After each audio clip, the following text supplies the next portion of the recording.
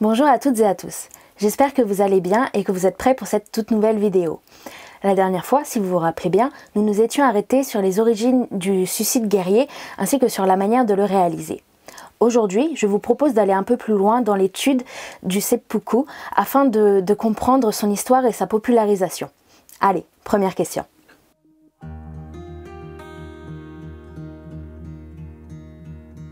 Avant tout, il faut bien comprendre qu'il existe plusieurs types de seppuku et qu'ils se sont développés à travers le temps. On compte généralement 3 principaux types et donc 3 principales raisons de commettre un seppuku. Il y a tout d'abord le seppuku originel, celui qui a été commis sur le champ de bataille lors d'une défaite. En effet, pour le guerrier, être capturé ou avoir sa tête prise par l'ennemi était considéré comme un grand déshonneur. Cependant, s'il commettait un seppuku, il pouvait obtenir une mort honorable. L'un des grands principes du Bushido, la voie des guerriers, c'est qu'il faut accomplir une bonne mort. Or, si le guerrier commettait un seppuku, qui était considéré comme un acte de bravoure, il pouvait réaliser cet objectif. Dans l'histoire japonaise, il y a de nombreux grands héros qui ont accompli un seppuku. Il y a par exemple le grand modèle de loyauté envers l'empereur, Kusunoki Masashige, qui commit un seppuku lors de sa défaite à la bataille de la Minatogawa en 1336. On a également Oda Nobunaga, qui fut poussé à commettre un seppuku en 1582 lorsqu'il subit une trahison. Ce type de seppuku était sûrement l'un des moins ritualisés, du fait que le guerrier ne disposait pas de beaucoup de temps de préparation. Il s'isolait généralement un peu du centre des combats pour se tuer, prenait un temps de réflexion, un temps de prière, mais l'acte était beaucoup moins ritualisé que d'autres types de seppuku. On a ensuite le tsumebara, le seppuku d'obligation, qui fut utilisé comme sanction pénale durant l'époque Edo. On permettait aux guerriers de haut rang ou aux seigneurs de se tuer de cette manière noble afin de lui éviter le déshonneur qu'était un exil, un emprisonnement ou encore une condamnation à mort par décapitation. Cela était vu vraiment comme un privilège. La cérémonie de seppuku était extrêmement ritualisée et codifiée.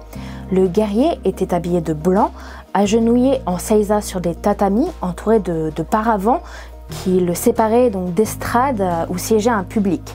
Le nombre d'assistants, le nombre de témoins, le type d'armes, tout cela était extrêmement codifié. Pour ce type de seppuku, on a l'exemple de Asano Naganori qui fut accusé en fait d'avoir attaqué le maître de cérémonie de la maison du shogun en 1701 et qui dut commettre donc un tsumebara. Et son suicide fut d'ailleurs à l'origine de la célèbre histoire des 47 Ronin. Enfin, on a ce que l'on appelle Oibara, l'accompagnement dans la mort par seppuku, qui est en quelque sorte la continuité du Junshi que nous avons évoqué dans la vidéo précédente. L'accompagnement dans la mort est apparu au Japon dès l'Antiquité, mais n'était que peu pratiqué avant l'avènement du seppuku. Lors de la mort d'un seigneur ou d'un empereur, le guerrier commettait un seppuku afin de le suivre dans la mort. Cette pratique était généralement collective. On a l'exemple du général Nogi qui, en 1912, à la mort de l'empereur Meiji, décide de commettre un Oibara.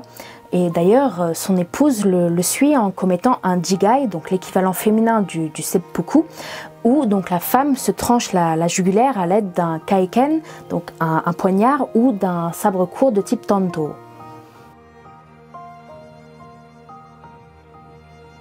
Maintenant que vous en savez un peu plus sur les différents types de seppuku, vous vous demandez peut-être pourquoi cette pratique est devenue si populaire.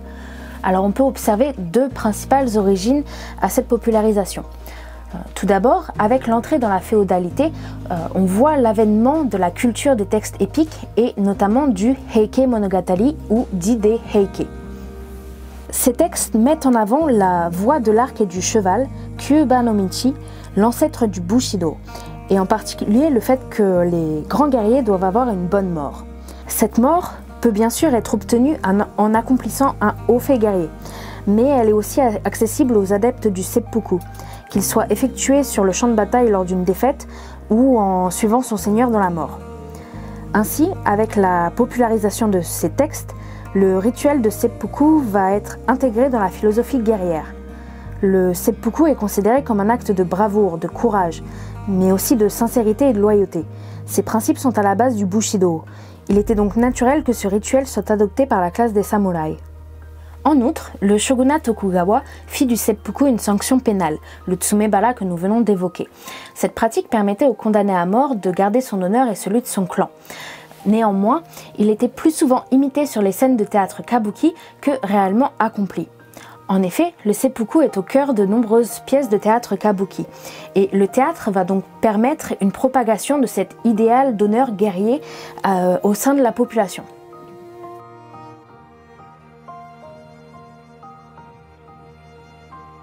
En réalité, à la fin de l'époque médiévale, on a de très nombreuses occurrences d'oibara, avec parfois des dizaines, voire même des centaines de guerriers qui simultanément commettent un seppuku afin de suivre leur seigneur de la mort. Cette pratique va alors affaiblir des clans et déstabiliser le shogunat. Celui-ci va donc promouvoir un édit en 1663 afin d'interdire cette pratique. Néanmoins, il y aura tout de même encore quelques occurrences d'oibara après. Ensuite, à partir de la restauration de Meiji en 1868, toute pratique du seppuku va être interdite. Il y aura également encore quelques seppuku qui seront commis de manière ultérieure. On voit par exemple le seppuku très spectaculaire de l'écrivain Mishima Yukio en 1970 qui fut minutieusement préparé et organisé par son auteur. Avec la montée du nationalisme et de l'impérialisme japonais durant la première moitié du XXe siècle, il y a de moins en moins d'occurrences de seppuku, du fait notamment de la fin du statut du samouraï et de l'apparition d'une armée nationale. Cependant, le suicide guerrier va prendre une toute nouvelle ampleur au Japon avec la création des unités dites kamikaze lors de la Seconde Guerre mondiale. C'est la fin de ce deuxième épisode consacré à l'histoire et à l'essor du seppuku. Mais, comme je viens de vous le dire, la fin du seppuku ne signifie pas la fin du suicide guerrier. Dans notre prochain épisode, nous serons amenés à découvrir une nouvelle forme de suicide, plus moderne, avec les fameux kamikazes, et en répondant de nouveau à 3 questions. Qu'est-ce qu'un kamikaze? À quoi servait-il? Et quelles étaient leurs motivations? Si vous avez aimé la vidéo, n'hésitez pas à nous soutenir avec un pouce bleu, à partager ou à réagir en commentaire ou à laisser des questions. L'équipe de la revue se fera un plaisir de vous répondre. Moi, je vous dis à très bientôt pour notre prochain épisode sur le suicide guerrier au Japon.